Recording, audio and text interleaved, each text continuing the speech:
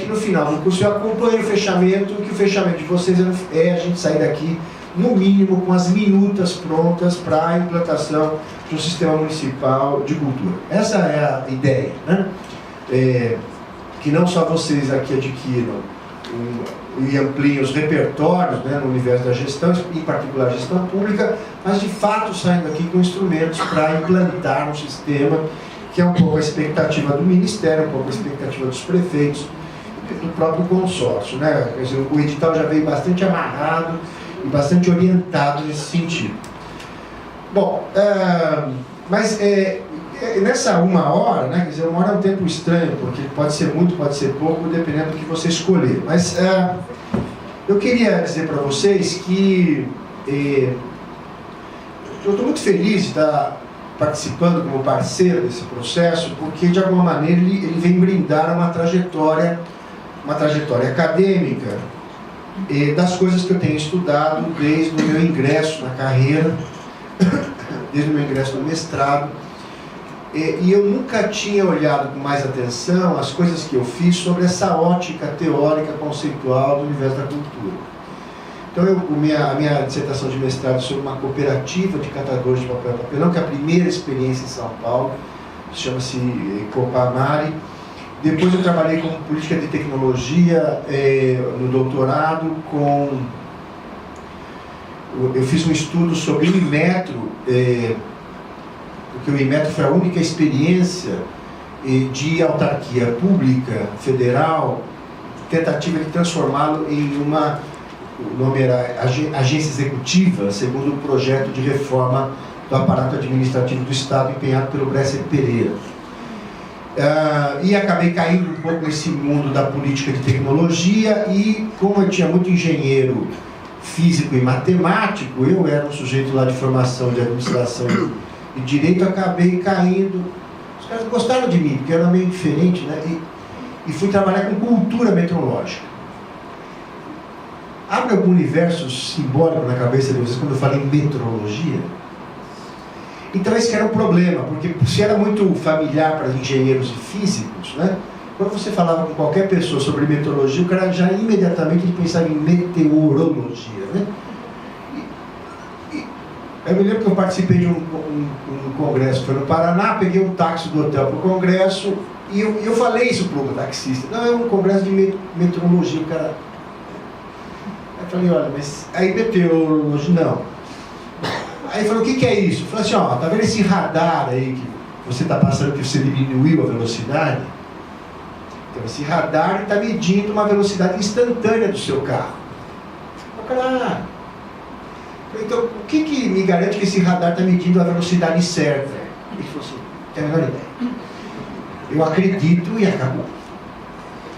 Quando você vai no supermercado, então você vive num universo de medidas. Então esse óculos aqui tem dioptrias, eu tenho no pulso um cronômetro, tá certo? Um marcador de tempo. De manhã, quando eu acordo, o meu relógio, o rádio-relógio lá tem uma frequência eletromagnética que mede o tempo, e aí eu abro o chuveiro, a água, tem um hidrômetro que gira ali, não é isso? Eu entro dentro do carro, tem um velocímetro, tem o tanque de gasolina, eu entro no supermercado, está cheio de pré-medidos, então é óbvio e implícito, ninguém pensa muito bem, né? E aí eu comecei a lidar com isso, assim, como é que você constrói uma cultura de metrologia, como é que as pessoas, porque assim, qualidade é uma coisa em parte subjetiva, né? O feijão é bom ou é ruim, mas aquela marca específica que eu compro, ela tem que ter 1 quilo, que diz que não, né? Então essa construção de valores, de ideias, ideais, de perspectivas e do fazer, que envolve uma coisa tão específica, eu acabei descobrindo que era um universo cultural gigantesco, né? A gente não pensa nisso, mas quando você pensa em metro, a primeira pergunta, afinal de contas, o que é o metro? Sabe o que é o metro? De onde vem essa medida? Um processo de transformação social riquíssimo, porque o metro foi instituído da Revolução Francesa. Antes desse metro que a gente lida hoje, você tinha chamadas medidas antropomórficas, medidas ligadas ao corpo humano, em particular ao corpo do rei monarca. Então, 1 polegada é o polegar do, assim como o pé é o pé do rei. A jarda, que é a distância da ponta do nariz à ponta do braço, é do... Você mudava de rei, você mudava de sistema. Aqui no Brasil tinha umas medidas, tinha uma que chamava côvados. O que é um côvado? É a volta que você dá no antebraço. Então você fala assim, olha, eu quero 10 côvados de corda. Qual é o problema? Cada um tem um côvado que merece, tá certo? Então... Aí você vai, eu vou chamar um funcionário, vem um anão, você vai com um carretel. Aí, com a Revolução Francesa, os ministros disseram assim, olha, eu não quero mais nada que se relacione com o ancien regime, com o velho regime. Então substituiu as medidas chamadas antropomórficas pelas medidas chamadas geodésicas. Então, 1 metro é 1,40 milhões de avos do meridiano da Terra. Como é que eles mediram isso? É que tem até um livro, tem uma novela. Colocaram 2 agrimensores, um saiu de Dunkerque, no norte da França, e outro saiu de Barcelona. Eles com aqueles teodolitos, aqueles negócios, né? Foram medindo, se cruzaram, aí depois se juntaram, compararam os dados e definiram um metro que virou uma barra de platina e irídio, porque tem baixa dilatação. Sabe-se hoje que aquele metro que foi feito pelo Liceu de Artes e Ofícios em Paris tem um erro de 0,2 milímetros, né? Hoje tem os equipamentos de medição, sabe que eu vi um erro, mas quem tem ideia? E aí esse metro, em vez de ser fracionado como era antes, 1 polegada, meia polegada, 1/4 de polegada, virou um sistema decimal. Eu pego 1 metro, divido em 10 partes, pego 1/10 parte e construo um cubo. Esse cubo virou 1 litro. Esse litro, cheio de água destilada, medida sua massa ao nível do mar, virou 1 quilo.